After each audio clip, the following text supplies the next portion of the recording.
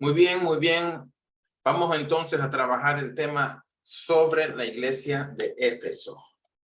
Vamos a buscar Apocalipsis capítulo 2 y conozcamos un poquito. Este tema es demasiado importante en estos tiempos para conocer qué realmente fue lo que pasó en el libro de Apocalipsis cuando se habla de las 7 iglesias.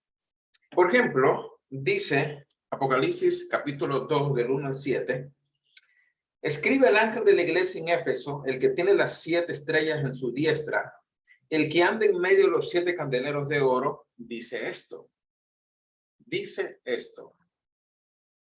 Yo conozco tus obras y tu arduo trabajo y paciencia, y que no puedes soportar a los malos, y has probado los que dicen ser apóstoles y no lo son, y los has hallado mentirosos. Imagínense esta iglesia, ¿eh? Increíble. Y has sufrido y has tenido paciencia y has trabajado arduamente por amor de mi nombre y no has desmayado. Pero tengo contra ti que has dejado tu primer amor. Recuerda, por tanto, de dónde has caído y arrepiéntete y haz las primeras obras. Pues si no, vendré pronto a ti y quitaré tu candelero de su lugar si no te hubieres arrepentido. Pero tienes esto que aborrece las obras de los nicolaítas, las cuales yo también aborrezco. El que tiene oído, oiga lo que el Espíritu dice a las iglesias. Al que venciere, le daré a comer del árbol de la vida, el cual está en medio del paraíso de Dios.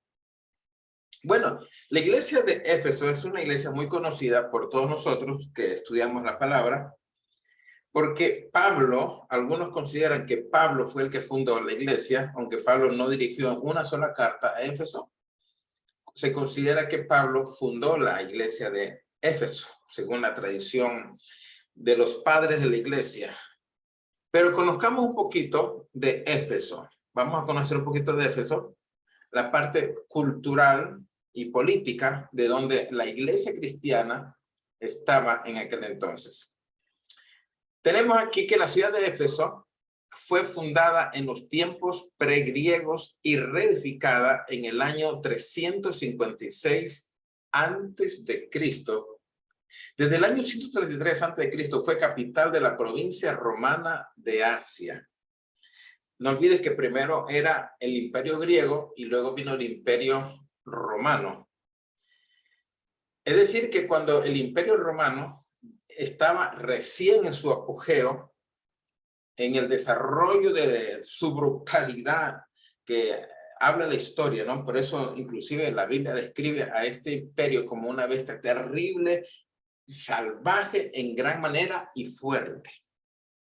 Bien, todo esto es el imperio romano en los tiempos de Cristo. Está en morado, inclusive llegaba a España, llegaba a Italia, todo lo que era esto, también a Macedonia, Turquía, lo que ahora es Turquía, Asia Menor, estas partes, la parte del río Nilo, el norte de África, todo lo que es Egipto, el Cairo, Judea, todo este sector, los contornos del Mediterráneo y del Mar Egeo, Mar Negro, Mar Caspio, bueno, sí, la frontera con el Mar Caspio. Todo esto era el imperio romano. ¿Ok? Entonces, a Éfeso lo tenemos aquí en esta flecha verde, Éfeso, que hoy pertenece a Turquía. Por ejemplo, conocemos por lo que Pablo vivió en aquel entonces, que era la ciudad de la famosa diosa Diana. Es decir, que era una ciudad idolátrica. Adoraba a Artemisa. En Éfeso estaba el famoso templo de Artemisa, la diosa Diana. Allí se practicaba, mira lo que se practicaba en esa religión, la magia. Y también era conocida por sus papiros, que más adelante vamos a hablar sobre los papiros. Esta ciudad, dice que Pablo la visitó en su segundo viaje misionero, que habla Hechos capítulo 18. Vamos a ver Hechos capítulo 18. Hechos capítulo 18. Leamos lo que dice el verso 19.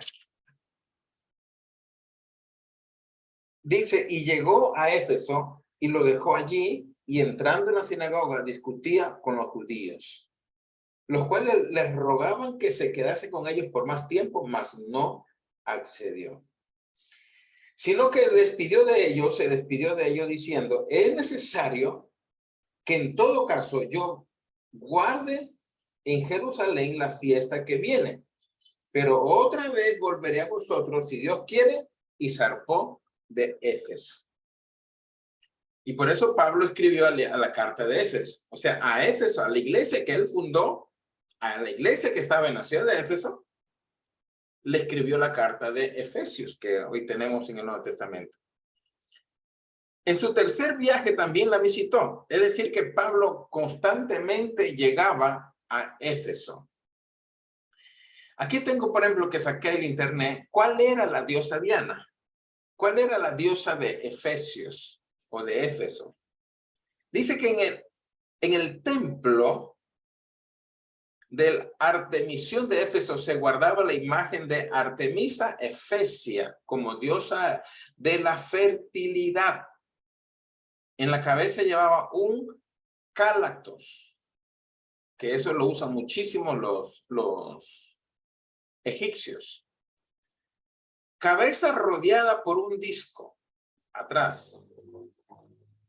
Numerosos pechos, mira aquí, numerosos pechos, como símbolo de la fecundidad. Es decir, que era una diosa dirigida a la fertilidad. Y por eso la adoraban. Túnica larga. La túnica y el disco en la cabeza decorados con protones de grifos u otros animales. En la imagen original, cada mano sostenía un león. Bien, claro, un dios de ellos, que para nosotros es un demonio, era el dios en el cual Pablo se lo encontró. De aquel entonces. ¿Te imaginas Pablo? ¿Cómo sería la reacción de ver a este demonio? A la diosa Diana, a la diosa de Efesios. Pablo dice en la Biblia que vivió en Éfeso. Aquí está Pablo, esto podemos poner como marco de referencia. Y este es el templo que hoy es un edificio, ¿no? Es una reliquia, inclusive cultural y turística. Y ahí está la diosa Diana, la diosa de Éfeso. Y este templo, que hoy solamente hay unas piedras, ahí se lo adoraba. Ahí. Y ahí Pablo predicaba, desde ahí. Pablo no tenía miedo a nada. Pablo predicaba todo lo que era necesario. Bien, sigamos entonces, sigamos avanzando. Vamos a ver. Sí, estamos grabando, ¿no? Casi me olvido déjame ver. Pausar grabación. Estamos bien. Entonces, es importante conocer un poquito la historia de Éfeso para entender el libro de Apocalipsis. ¿Cuáles son los elogios de la iglesia de Éfeso? No olvides que Pablo escribió más o menos por el año 60 después de Cristo, Éfeso. Y después de 30 años, el Señor condena a esta iglesia. Claro, y inclusive la carta de Pablo a Éfeso era una carta bien fuerte. Si tú lees todo Efesios, te vas a dar cuenta que la iglesia tiene muchos problemas. Tanto que llegó a decirle, despiértate tú que duermes y levántate de los muertos y te alumbrará Cristo. Levántate de los muertos y te alumbrará Cristo. El Señor se identifica a la iglesia de Éfeso como el protector de los pastores y el santificador de la iglesia. En Apocalipsis 2:1. El Señor reconoce las obras de la iglesia de Éfeso. Eso es importante, que la reconoció. Es que el Señor conoce quizás lo que tú haces, tu esfuerzo. Él lo recompensa inclusive. No solamente conoce, sino que Él te honra. Él honra tu esfuerzo, Él honra tu trabajo, Él honra tu sacrificio. Y quizás el hombre no lo honre, Dios sí te honra. Y mira lo que dice aquí. 3. Había trabajado arduamente y con paciencia. En el 4 dice, no podía soportar a los malos, hallando mentirosos a muchos que reclamaban ser apóstoles. Es decir, era una iglesia de discernimiento. Era una iglesia, o sea, maravillosa para mí. Imagínate en estos tiempos tener una iglesia así, esforzada, valiente, determinada, comprometida, con discernimiento, estudiaba la palabra. O sea, es un privilegio tener una iglesia así. Y en estos tiempos no hay eso. Es difícil encontrar una iglesia así. 5. Había sufrido, porque claro, las persecuciones en aquel entonces eran tremendas. Habían sufrido sin desmayar por amor al nombre del Señor. Es decir, jamás pensaron en dejar su fe. A pesar del peso de las cualidades, esta iglesia está poseída por una falta. Había dejado su primer amor. Entonces, ¿cuál es la exhortación que Dios le da a Éfeso? Dice que cayó espiritualmente, había caído Éfeso. A pesar de ser una iglesia entregada, comprometida, valiente, esforzada, predicaba teología, había caído. Y la exhortación dice, recuerda, por tanto, de dónde has caído y arrepiéntete. Imagínate, una iglesia modelo para nosotros, el Señor le dice, arrepiéntete. Una iglesia que, si nos paramos al lado de Éfeso, no desaparecemos. Una iglesia que al lado de Éfeso no llegamos ni a los tobillos. Y a la misma iglesia el Señor le dice, recuerda por tanto de dónde has caído y arrepiéntate. ¿Por qué? Porque la iglesia de Éfeso dejó de hacer las primeras obras. Dice, y haz las primeras obras. Éfeso había dejado su primer amor. Su amor por Cristo. Ahora era su amor por la obra, su amor por el trabajo, su amor por el ministerio. Pero ese primer amor hacia el Señor había decaído. Estaban tan ocupados en la obra de Dios que descuidaron al Dios de la obra. Tenían discernimiento, conocimiento, información. Estaban full. Pero no había tiempo para el Señor. No había tiempo para el Señor. Sigamos. Ahora tenemos la iglesia de Esmirna. Tenemos la iglesia de Esmirna y vamos a ver Apocalipsis. Apocalipsis capítulo 2. Vayamos a Apocalipsis capítulo 2. Y escribe el ángel de la iglesia en Esmirna, el primero y el postrero, el que estuvo muerto y vivió. Dice esto. Yo conozco tus obras y tu tribulación y tu pobreza, pero tú eres rico. Y la blasfemia de los que dicen ser judíos y no lo son, sino que mienten. A ver, la blasfemia de los que dicen son judíos y no lo son, sino sinagoga de Satanás. Uy, ¿no? No temas en nada de lo que vas a padecer. He aquí el diablo echará a alguno de vosotros en la cárcel para que seáis probados y tendréis tribulación por 10 días. Sé fiel hasta la muerte. Mira lo que dice. En aquel entonces se pagaba la vida o la fe en Cristo con la muerte. Y yo te daré la corona de vida. El que tiene oído, oiga lo que el Espíritu dice en las iglesias. El que venciere no sufrirá daño en la segunda muerte. Aquí tenemos esta ciudad. Son las reliquias de Esmirna. Una ciudad que inclusive dicen que es la segunda o la tercera ciudad de Turquía. Primero Estambul, que es la capital. Esmirna Es una ciudad grande. Turquía en sí, el país es grande. Es musulmán el país. Tiene más o menos 80 millones de habitantes. Pero Esmirna, mira lo que es aquí. Es el segundo mayor puerto de Turquía. El segundo, tras Estambul, que es la capital. Y la tercera ciudad del país en población tras Estambul y Ankara. Esta ciudad está localizada junto a las costas Egea. O sea, este es el mar Egeo, el que está aquí. Egeo. Aquí está Esmirna, ¿sí ves? Esta es Esmirna. Y aquí está, al ladito, mira, a 80 kilómetros de Esmirna está Éfeso. Bien, sigamos. Esta localidad junto a la costa Egea, cerca del Golfo de Esmirna, entre las penínsulas de Foca y Glasómena, y a unos 450 kilómetros al suroeste de Estambul.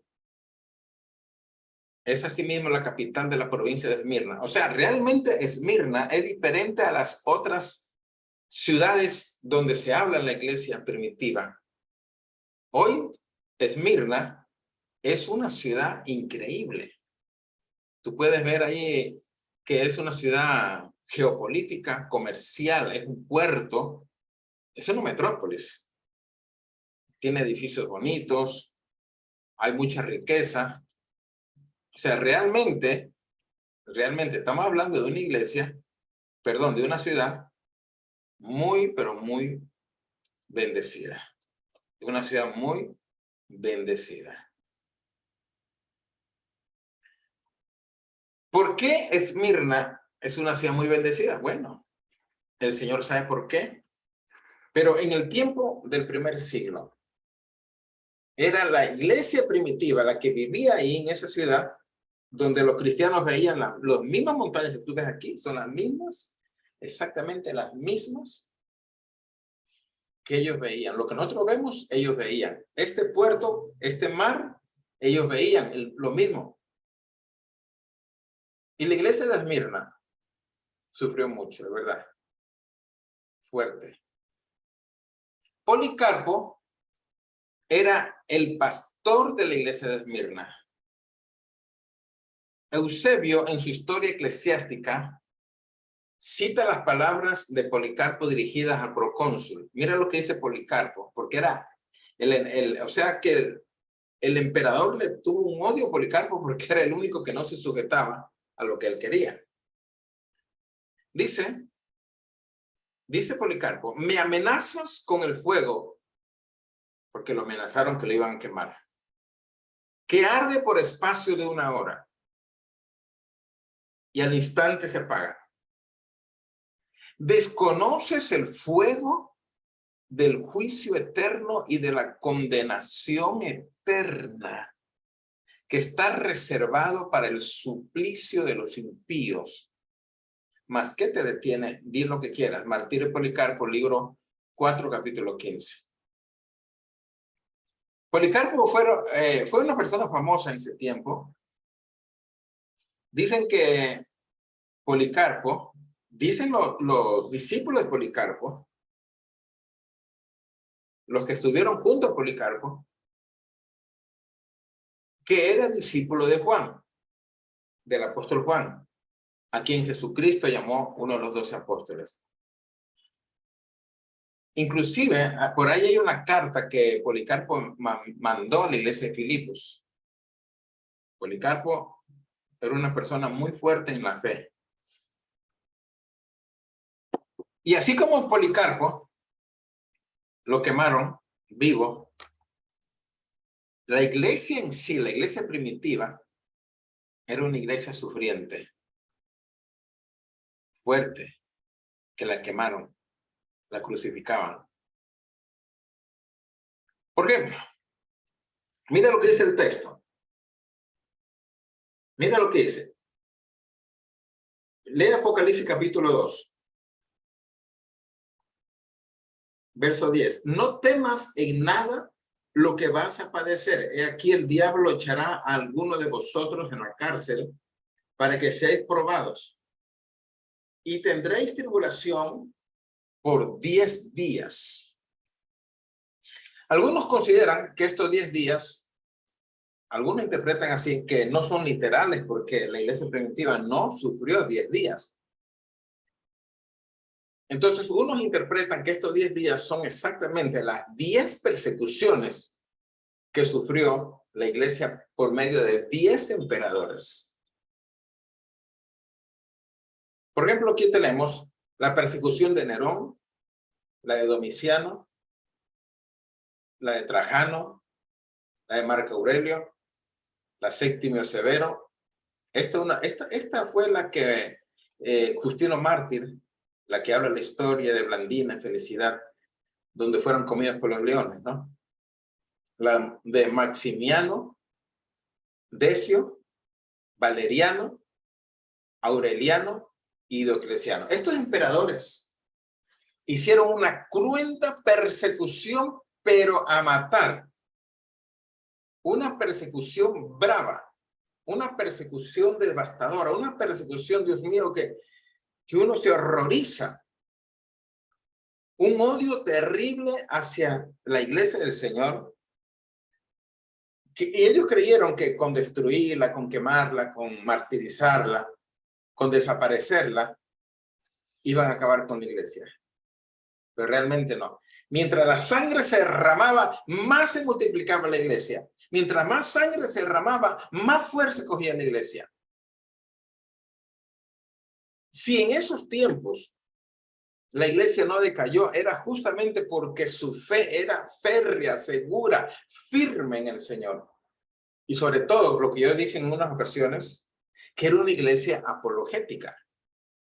O sea, una iglesia que defendía la fe con su vida, no con argumentos, que versículo tal. No, no, no, no. Es a punta de vida, porque la apologética no era nada más y nada menos con el mismo emperador, con los mismos enemigos que le causaban la muerte, porque aquí uno tiene apologética con religiones, con sectas, hasta dentro de la misma iglesia evangélica. ¿Ya? Y a lo mucho que terminan es bloqueándolo de Facebook, hasta ahí llegan. ¿Sí?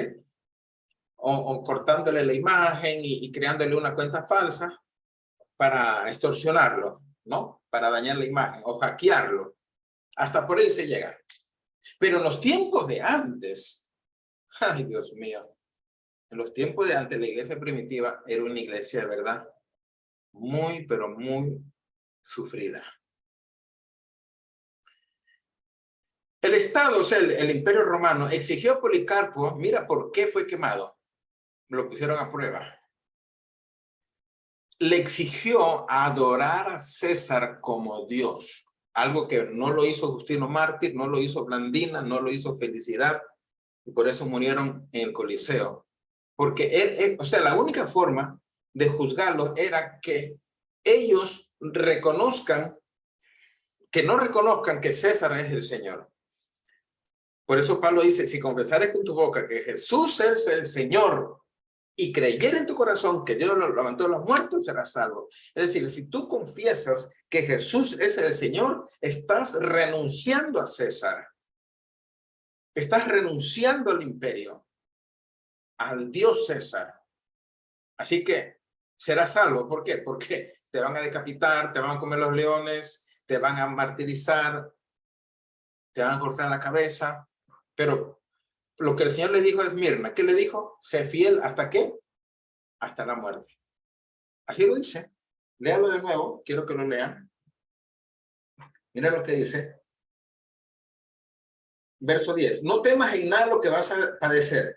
Ni aquí el diablo echará a alguno de vosotros en la cárcel para que seáis probados. Y tendréis tribulación por 10 días. Sé fiel hasta la muerte. Y cuando dice muerte, está hablando literal. Muerte, literalmente la muerte. O sea, aunque te corte la cabeza, no me niegues. Aunque te quemen en la hoguera, no me niegues. Aunque te decapiten, no me niegues. Aunque te crucifiquen, no me niegues. Aunque te coman los leones, no me niegues.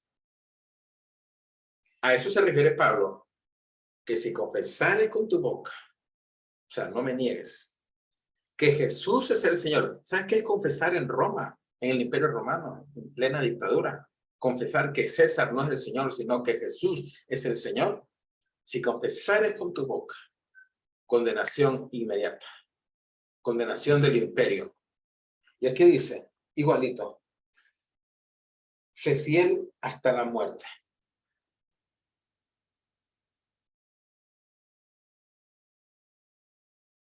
Y yo te daré la corona de vida.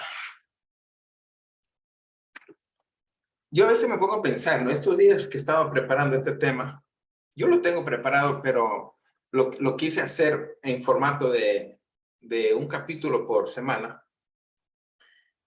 Ya lo tenía texto por texto, palabra por palabra, pero eso me demora más. Así que lo estamos haciendo más generalizado. Y he estado pensativo, Dios mío, ¿será? Aquí entre nos, es una pregunta humana, no me juzguen. ¿Será que estamos bien con Dios? ¿Estamos bien con Dios? Yo estaba meditando bastante. ¿Será que estamos listos para dar nuestra vida por Cristo? De sacrificarnos por Cristo. ¿Será que la iglesia está lista para morir por la causa de Cristo? ¿Quiere que le digan la verdad? A ver, quiero que contesten ustedes en comentarios. ¿Usted cree que la iglesia está lista para dar la vida por causa de Cristo?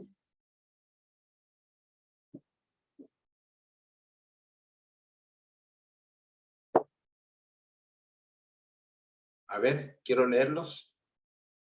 ¿Está lista la iglesia para dar la vida por causa de Cristo? Dígame la verdad, no me diga, no, yo amo a mi Señor, Él es todo para mí. No, no. Dígame la verdad, no tenga, yo se lo dije. Yo le dije a usted la verdad. ¿Estamos listos? ¿Estamos bien? Yo digo que no. Yo lo digo. Nos falta mucho. ¿No? Exactamente. No estamos listos. ¿Sabe por qué? Por la cultura, por la formación que tenemos. Pero, ¿qué pasaría si llegara al poder, al gobierno de cada país, gente mala? Que simplemente ordene, es una ley. Ahí está el ejército y las armas. Y la policía y las armas para hacer cumplir la ley. Y que digan, todo aquel que confiese que Cristo es el Señor y que se declare cristiano será muerto. Y todos los que se congregan en las iglesias serán sacados y quemados. Tú irías el domingo al culto, sabiendo que te van a sacar para quemarte en la plaza pública. ¿Irías al culto? Si no vas porque estás cansada, porque saliste de trabajar tarde, o estás cansada porque trabajas demasiado, o no vas al culto porque tu marido llega y no hay quien le sirva la comida, la cena, y tienes que esperarlo, así que no hay culto. Entonces, le digo la verdad, no me juzguen, no estamos listos. Nos falta mucho, muchísimo, nos falta bastante. Nos falta mucho. Y Dios tenga misericordia de nosotros. Que Dios tenga misericordia de nosotros. Porque no estamos listos para ser quemados en una hoguera.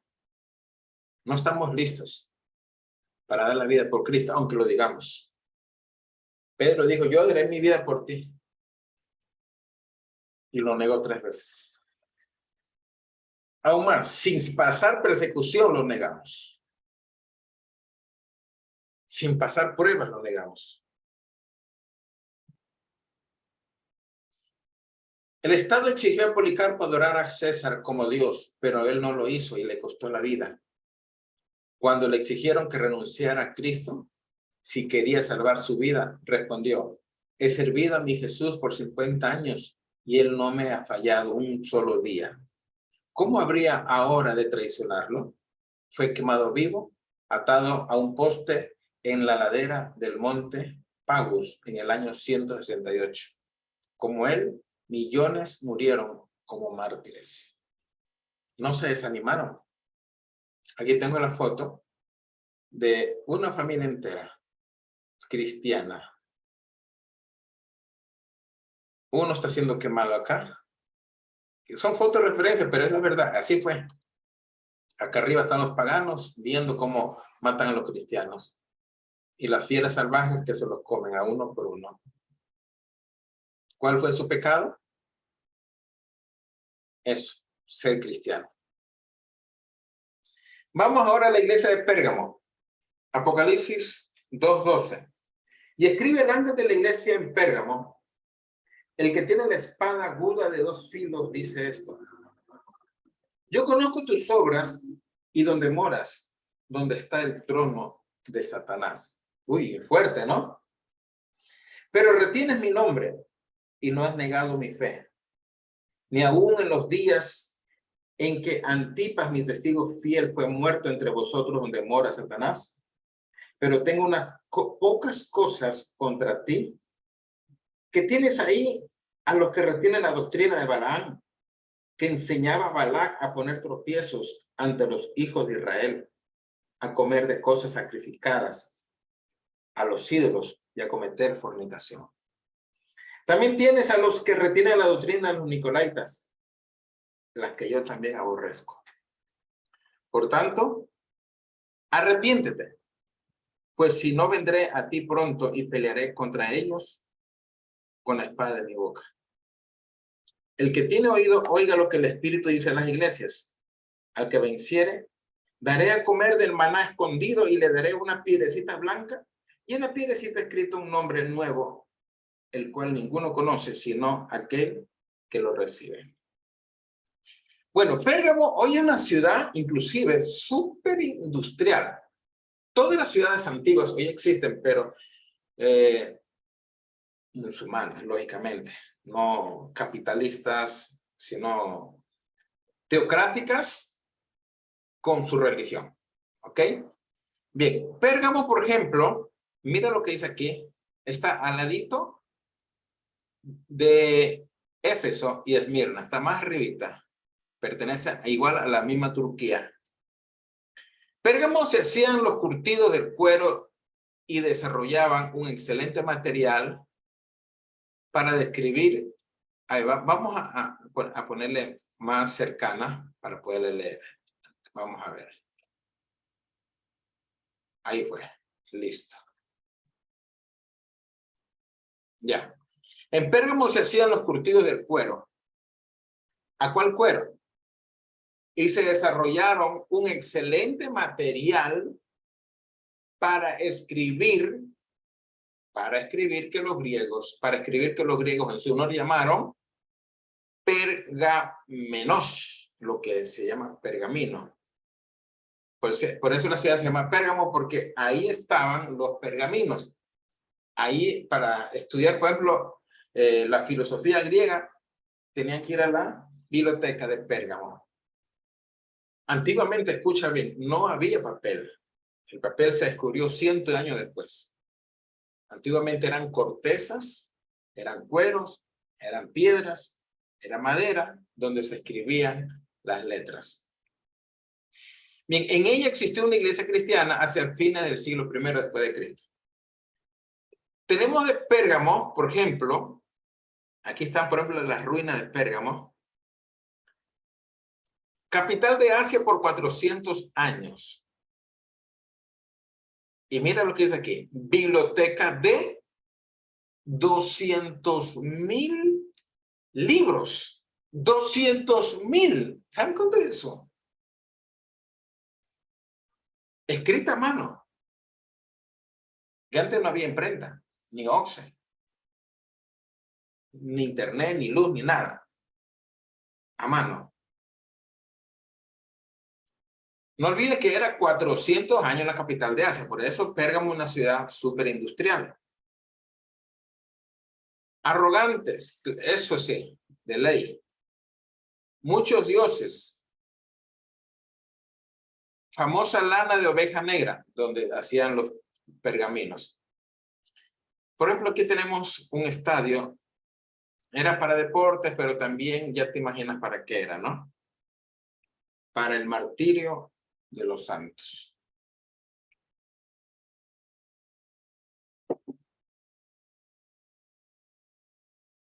Ahí, por ejemplo, Zeus, que es una voz griega de Dios, Teos.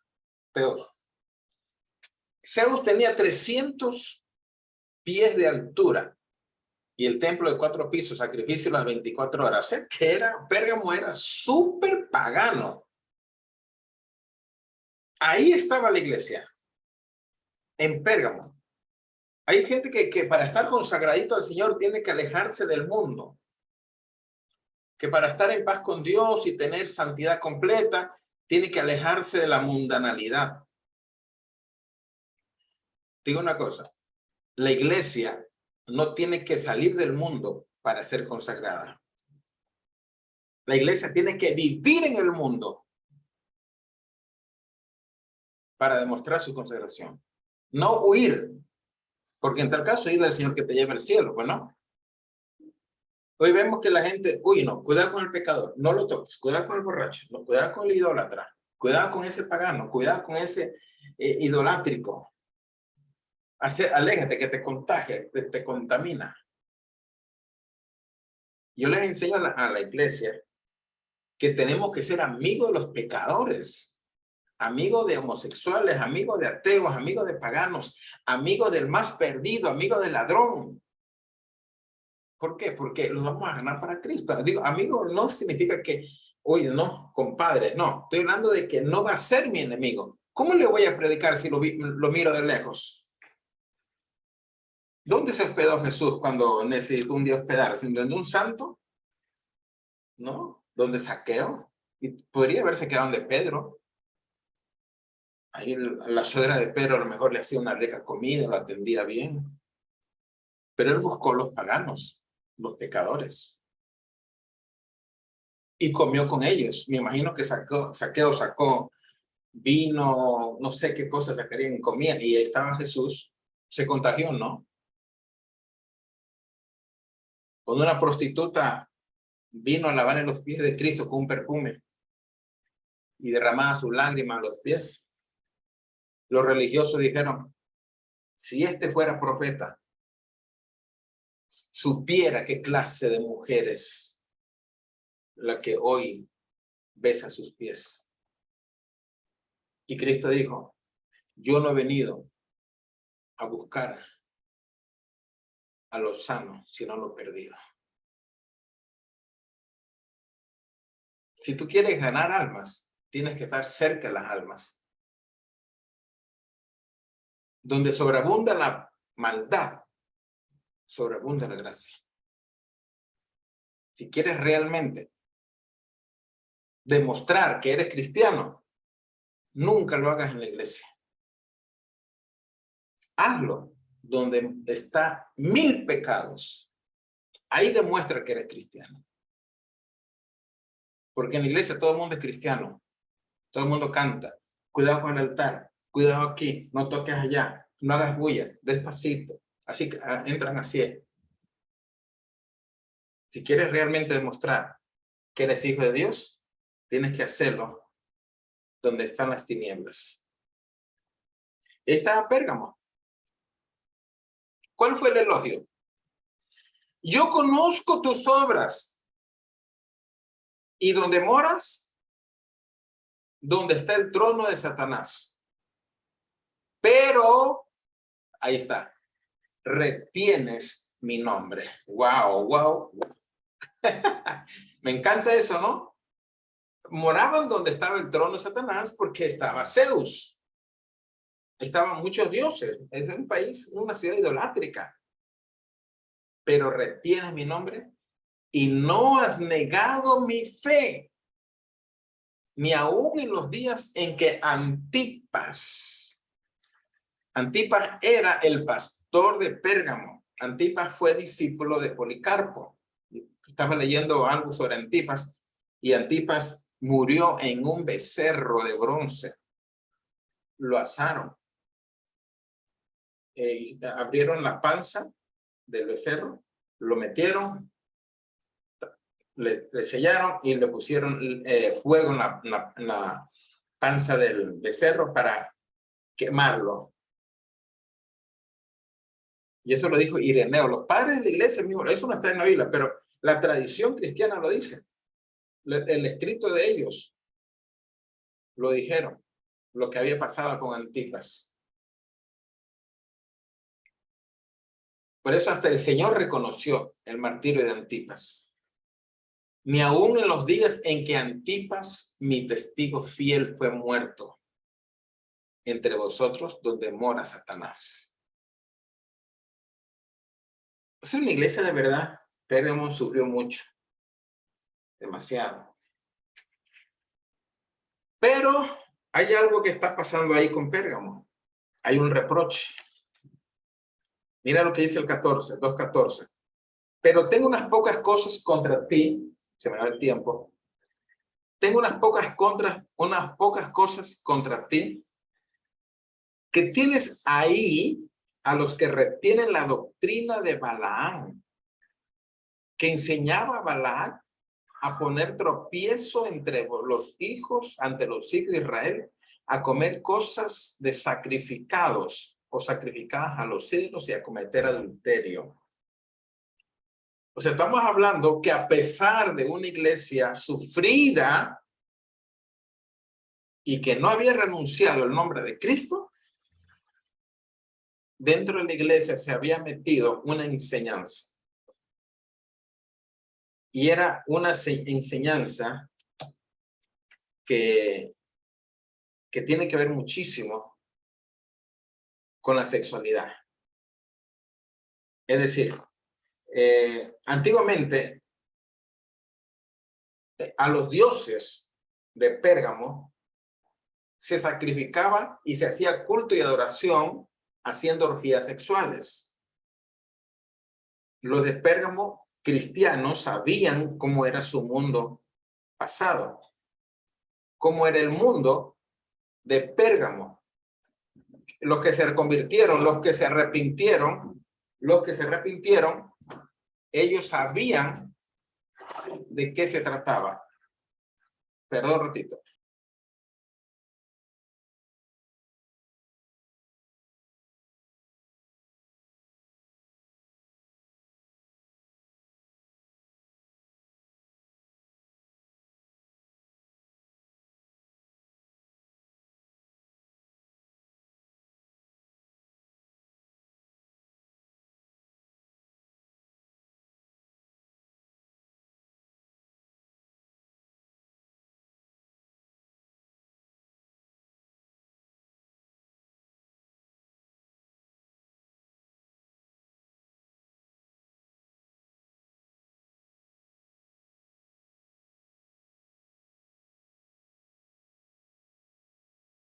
¿Listo? Disculpe. Lo de siempre, no tengo un bebé que vino corriendo. Bueno, entonces, ¿qué le estaba diciendo? Que la doctrina de Balaam era justamente lo que había pasado con Israel en el tiempo de antes. Yo le voy a enviar un material para que usted vea qué fue lo que pasó. ¿Cuál era realmente el problema de la doctrina de Balaam? ¿Y por qué Israel cometió ese pecado?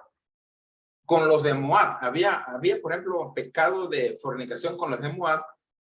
Y los de Moab, tú sabes que Moab era hijo de la hija de Lot. ¿Y cuál era el papá de Moab? Lot.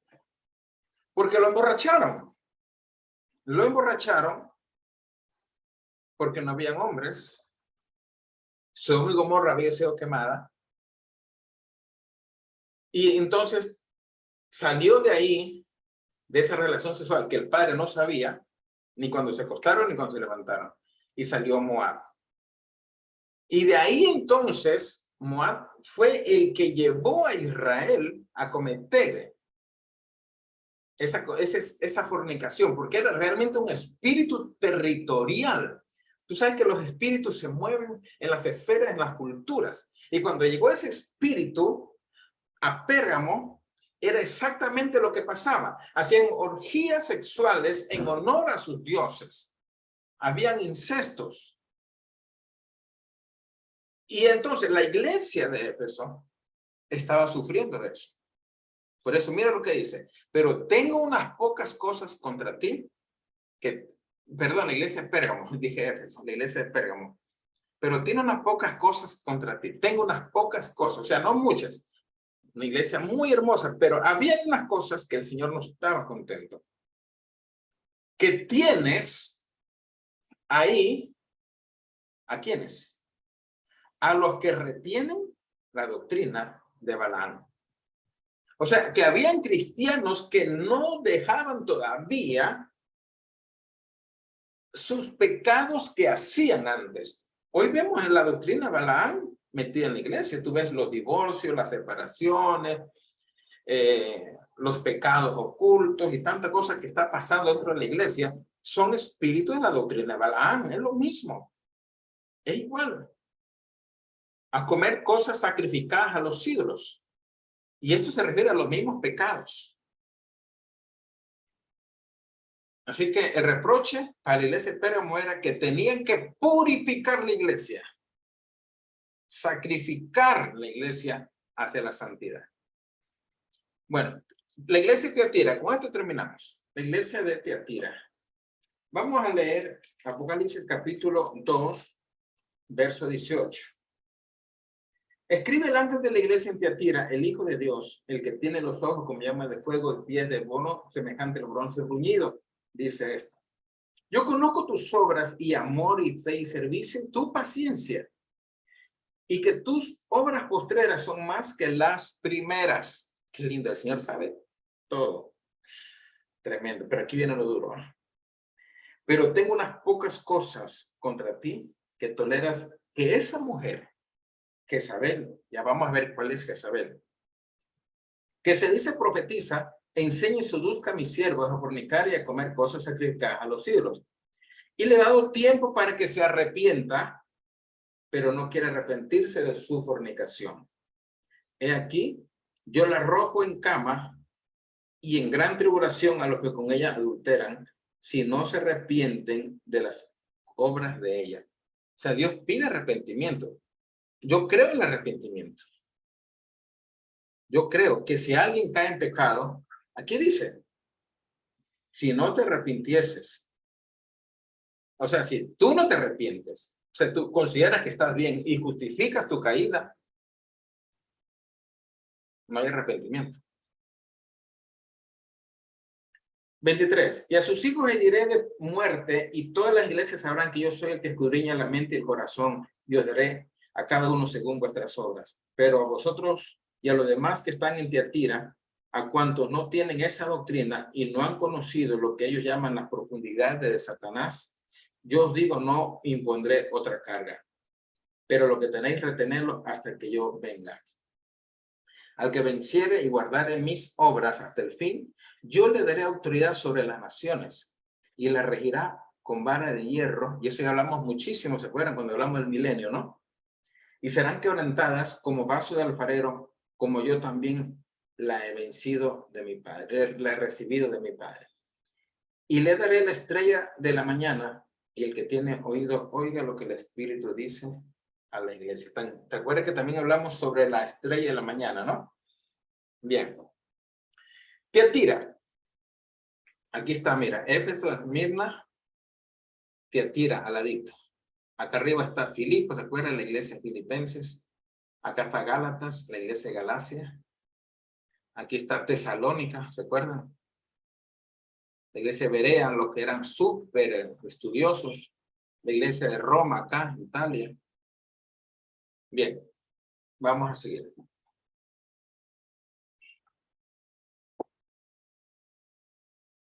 Parte de la leyenda, mira lo que dice, parte de la leyenda de Tiatira habla de la existencia, escuchen bien lo que dice aquí, de un templo dedicado a una deidad llamada Zambate, donde una profetisa daba sus oráculos.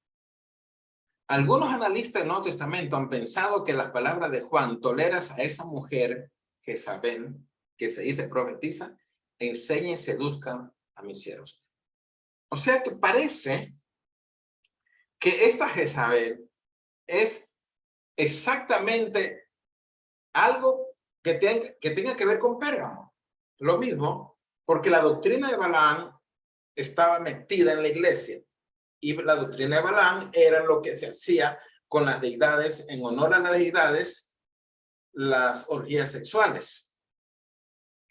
Pero acá vemos que en Tiatira pasó algo lo mismo. Es como una sacerdota, como una mujer mala, como una reina, como una especie de bruja, yo no sé, la que ofrecía sus oráculos.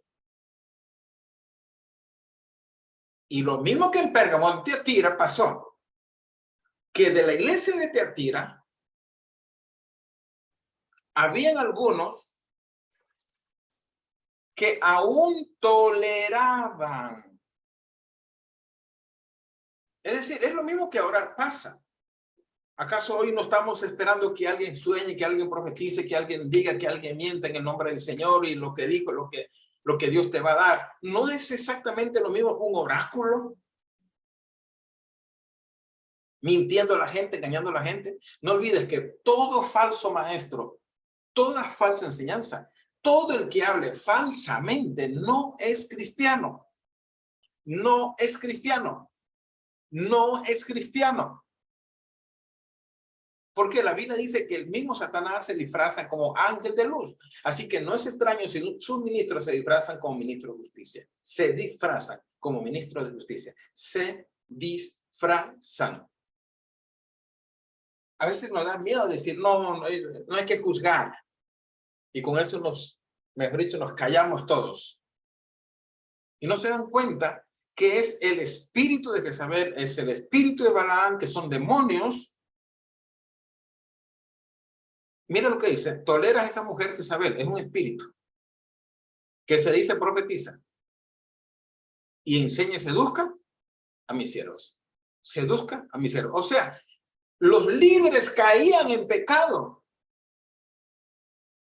y no pasaba nada. ¿Por qué? Porque tranquilo.